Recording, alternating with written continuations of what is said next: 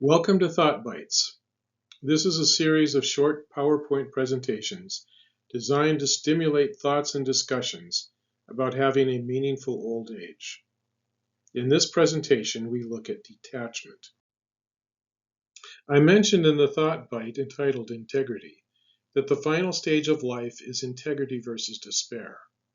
But Erik Erikson and his wife Joan lived into their 90s, and they were sensing that integrity versus despair was not the final stage in their own lives. There was something more, and this was something they'd evidently discussed at length. After Erik's death, Joan reflected on their discussions and Erik's notes and added a final stage, which in the literature is simply known as Joan Erikson's ninth stage. Drawing from the work of gerontologist Lars Tornstam and his gerotranscendence, she described this as a time when one ceases to engage with the world and withdraws into a state of healthy detachment. The here and now is balanced with an increasing connection with one's past and a growing relationship with the universe and the eternal. I find it interesting that in world religions, there is consensus that detachment is considered the ultimate spiritual maturity, although not necessarily identified by that name.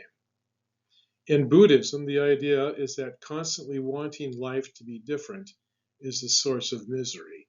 One must accept what is.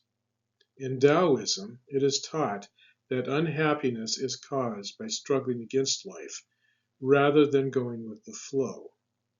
In the Islamic tradition, the Sufis have the 7 stages of love, which is a progression of letting go of oneself and accepting the will of Allah.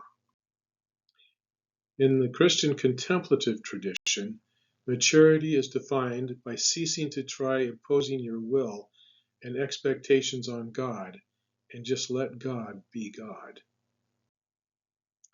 Joan Erikson didn't use the word detachment, but her writings portrayed it perfectly. She felt that this 9th stage is a recapitulation of the first stage, which is trust versus mistrust.